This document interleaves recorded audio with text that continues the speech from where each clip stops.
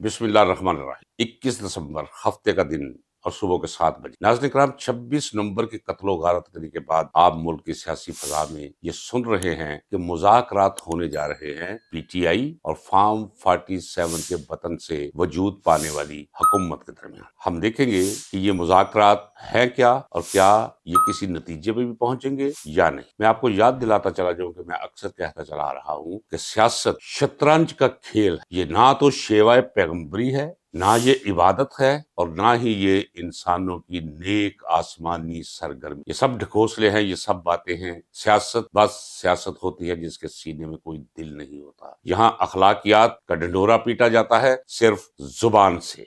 इसकी तह के अंदर कोई अखलाकियात काम नहीं करती। ये हालात और माहौल को अपने हक में इस्तेमाल कर लेने के फन का नाम। पाकिस्तान की मौजूदा सियासत इमरान खान के इर्द गिर्द घूम, मुज़ाकरात हो, धरना हो, जिद्दोजहद हो, महवरी शख्सियत इमरान खान की मकबूलियत के अनासुर तरकीबी में उसकी बहादुरी, जुर्रत और अपने मौक़िफ़ पे डटे रहने के पहलू का बहुत बड़ा हिस्सा है। जरा हवाला देता चलूं कि जुल्फ़िकार अली भुट्टो ने जिस रोज पोलैंड में करारदाद फाड़कर वॉकआउट किया था तो कौम ने उसे अपना लीडर तस्लीम कर लिया था और फिर वो लीडर बनकर उभरे भी। फांसी के फंदे तक पहुंच के जुल्फ़िकार अली भुट्टो अमर हो गए, लेकिन उनकी जिंदगी के बाद भी उन्हें 3 दफा उनकी पार्टी को हुकूमत करने का मौका मुयस्सर है। दूसरी मिसाल मैं ये दे दूं कि नवाज शरीफ को इस्टेब्लिशमेंट ने पीपल्स पार्टी के तोड़ के लिए मैदान में उतारा था। बस इस्टेब्लिशमेंट के मोहरे के तौर पे हुकूमत में मसरूफ आ जाया करते थे, लेकिन जिस रात तकरीर करते हुए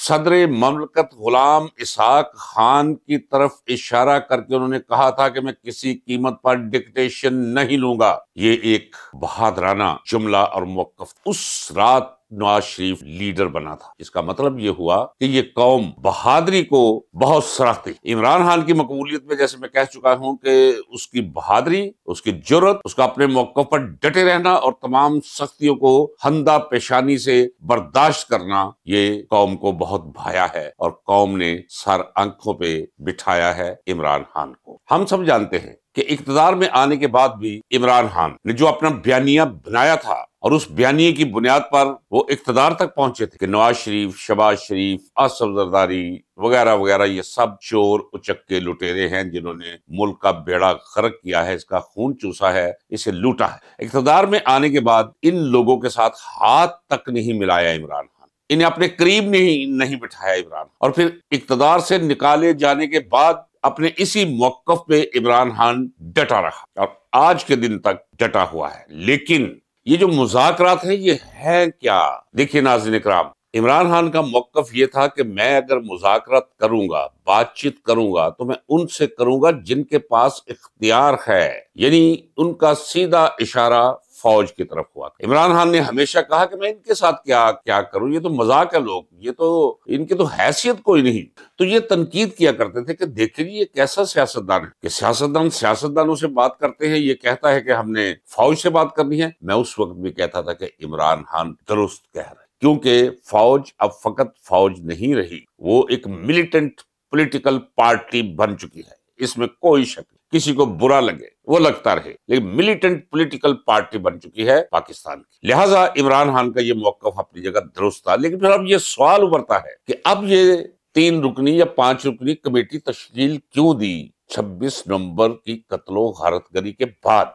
मैंने पहले कहा है और वो अपनी इंफॉर्मेशन की बुनियाद पर कहा था कि कुछ लोग रिटायर्ड जनरल्स मौजूदा आर्मी चीफ को मिलकर कह रहे हैं कि मुल्क बंदगली में फंस चुका है, लोग इन लोगों से नफरत करते हैं और ये नफरत उल्टी पड़ रही है अदारे पे यानी फौज पर, तो इनसे जान छुड़वाएं। तो सुना है कि आर्मी चीफ ने कहा कि इमरान खान तो बात ही नहीं करता, तो इमरान खान ने उन हमदर्दों के, रिटायर्ड जनरल्स के कहने पर ये कमेटी तश्कील दी। ये ठीक है जी, आप उनसे बैठकर मामला तय करें। मामला क्या है नाज़रीन इकराम? इमरान खान ने जो कुछ कहा है वो आपके पेश नजर जरूर रहना चाहिए। इमरान खान को कहा गया कि अगर इंटरिम गवर्नमेंट बनानी है तो फौज तो तैयारी करेगी बैठ के, वो तो यही तय करेंगे, चले वो जो कुछ भी है आपकी नजर में। इमरान खान को कहा गया کہ بھائی اپنے بندوں سے کہیں کہ ان کے ساتھ جا کر بیٹھے. انٹرم گورنمنٹ بنانی ہے، اس کی حیت اور شکل و صورت کے بارے میں طے کریں. انتخابات کا انعقاد اگر ہونا ہے تو وہ آپس میں بیٹھ کے تاریخ طے کریں. جو عمران خان کو کہا گیا ہے، جس کی بنیاد پر یہ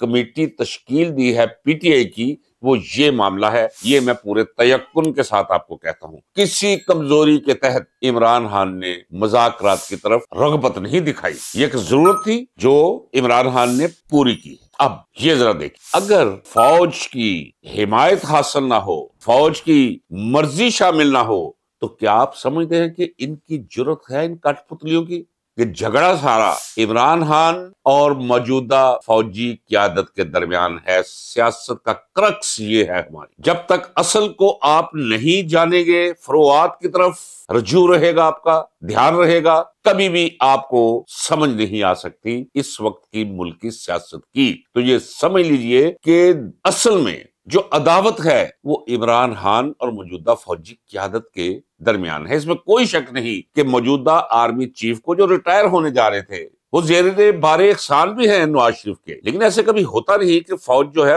بخشیت ادارہ جو ہے، پوری کی پوری داؤ پہ لگ جائے. آپ نے دیکھا ہے فیلڈ مارشل ایوب خان یحییٰ خان بہت پسندیدہ تھے، یحییٰ خان نے چلتا کیا. یحییٰ خان کے بہت چہتے تھے ذوالفقار علی بھٹو، ذوالفقار علی بھٹو نے یحییٰ خان کو چلتا کیا. ذوالفقار علی بھٹو نے کچھ 7 جرنیلوں کو چھوڑ کے ایک بدحیت سے شخص کو آرمی چیف بنا دیا، جنرل ضیاء الحق کو. اس نے پھانسی پہ لٹکا دیا. پرویز مشرف کو یہ نواز شریف وغیرہ لے کر آئے، پرویز مشرف نے ان کا تختہ الٹ دیا. تو یہ کبھی نہیں ہو سکتا. کسی کو اس خوش فہمی یا غلط فہمی میں مبتلا نہیں ہونا چاہیے کہ اگر کوئی احسان کیا ہو کسی جنرل پر تو جنرل جو ہے ہمیشہ کے لیے پوری فوج کو استعمال کرے گا کسی کے کہنے پر. میرا خیال ہے کہ جہاں تک 26 نومبر کو فوج نے استعمال ہونا تھا وہ ہو چکی. یہ میں کہہ رہا، وقت گواہی دے گا. اگر ایسا نہ ہوا تو میں جواب دے ہوں کہ ایسا کیوں نہیں. تو اب جو مذاکرات ہونے جا رہے ہیں، تشکیل پاگی کمیٹی پی ٹی آئی کی. ابھی نون لیگ نے اور پیپلز پارٹی نے مل کر کوئی کمیٹی تشکیل نہیں دی. تو اگر کمیٹی تشکیل پا جاتی ہے اور یہ بیٹھتے ہیں تو اس کا مطلب یہ سمجھیے گا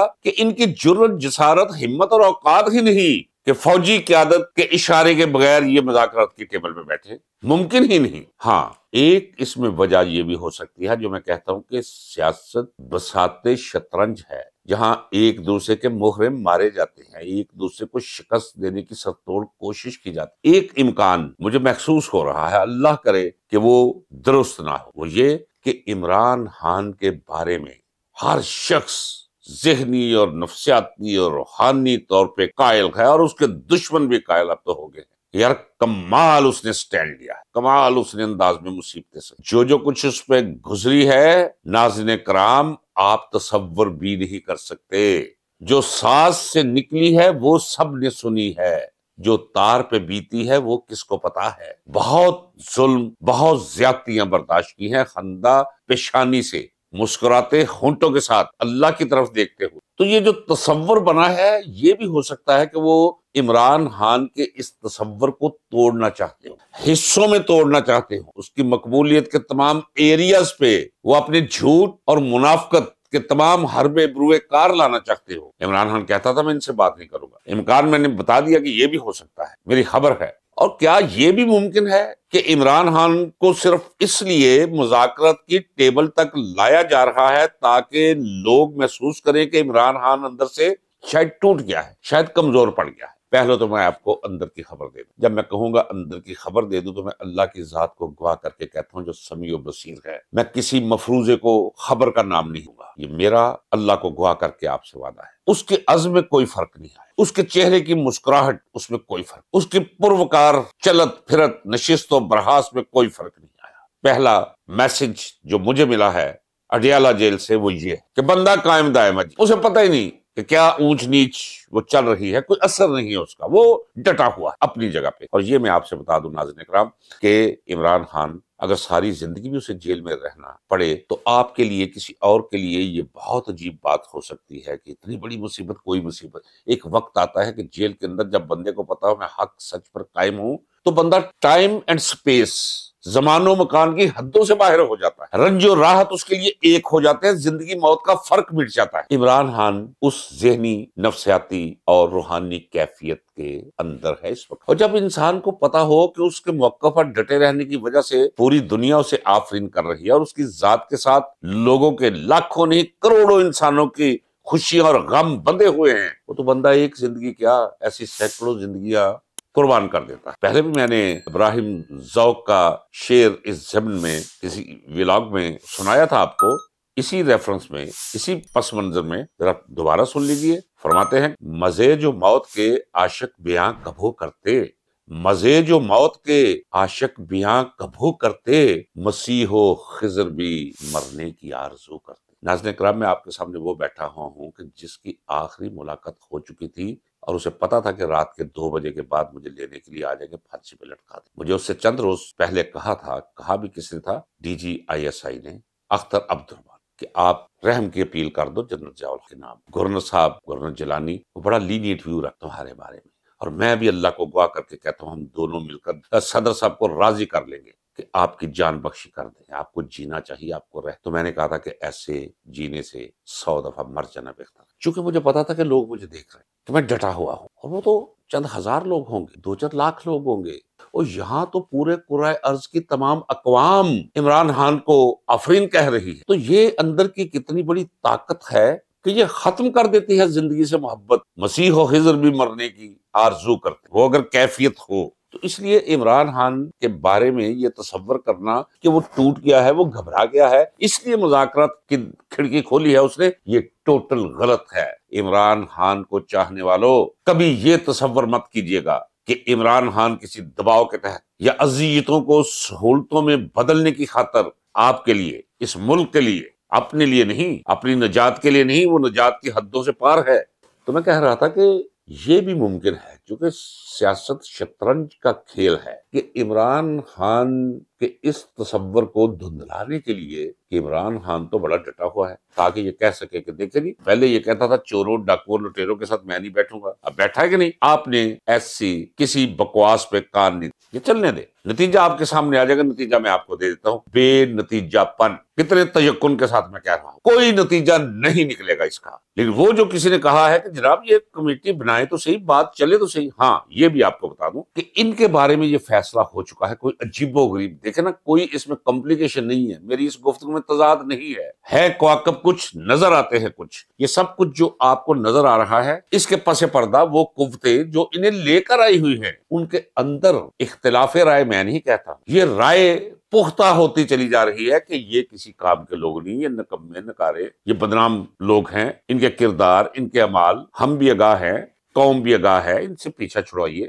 ان سے پیچھا چھڑوانے کا سوچ لیا گیا، اسی لیے میں کہہ رہا ہوں کہ مارچ کے مہینے میں کوئی یہ شکل نظر نہیں آئے گی، یہ بھاگے ہوں گے اور انہیں واپس لائے جانے کے وعدے آپ سن رہے ہوں گے۔ اگر ان مذاکرات سے آپ یہ سمجھتے ہیں کہ یہ 47 نمبر گدے جو بیٹھیں گے 2-4 کمیٹی کے اندر، ان کے پاس کوئی اختیار ہے، وہ مذاق اڑائیے گا، دیکھیے گا، بیٹھے ہوگے، کسی نے ٹائی لگائی ہوگی، کسی نے اچکن پہنی ہوگی، کوئی لیڈروں والی ادائیں کر رہا ہوگا، کوئی سر کھجلا رہا ہوگا، کوئی فون کو دیکھ رہا ہوگا، ان کے ہاتھ میں کچھ بھی نہیں۔ ہاں ناظرین کرام، یہ بھی کہنا ضروری ہے، چونکہ میری اپنی رائے بھی تو کچھ ہو سکتی ہے ان مذاکرات کے بارے میں۔ اگر عمران خان کی جگہ میں ہوتا، جس طرح قوم عمران خان کے ساتھ کھڑی ہے، میں کبھی بھی یہ مذاکرات والی کھڑکی ان پہ نہ کھولتا، کیا میکسیمم کیا ہو جانا، ویسے بھی تو چیزیں چل رہی۔ ایک وہ تصور جو 10 کروڑ نوجوانوں نے وابستہ کر رکھا ہے عمران خان کے ساتھ، کہ سچا ہے، مخلص ہے، ایماندار ہے، اور پھر جرت مند ہے، دلیر ہے، واہ شیرا، تو یہ مزاج ہے ہماری قوم، جو میں نے مثال دی۔ ذوالفقار علی بھٹو پولینڈ قرارداد پھاڑی، لیڈر بن گیا۔ نواز شریف کوئی اندر لیڈر والی بات ہی کوئی نہیں، ایسے ڈٹ کر کھڑا ہوا، رات کو تقریر کی کہ نہیں لوں گا ڈکٹیشن، لوگوں نے اسے لیڈر مان لیا۔ عمران خان اس لیے بھی لوگوں کے دلوں میں بیٹھا ہوا ہے اور آنکھوں میں بیٹھا ہوا ہے کہ وہ بہادر ہے، اپنے موقع پر ڈٹ جانے والا۔ اگر میرے اختیار میں ہوتا تو میں کبھی بھی ان کے ساتھ مذاکرات پہ نہ بیٹھ، چلنے دیتا اسی طرح، کوئی نہیں، کبھی ایک قدم پیچھے پھر 2 قدم آگے، تحریکیں دبا نہیں کرتی۔ سچ بول کے رہتا ہے، سچ فاتح بنتا ہے، جھوٹ شکست اس کا مقدر، جلد یا بدیر۔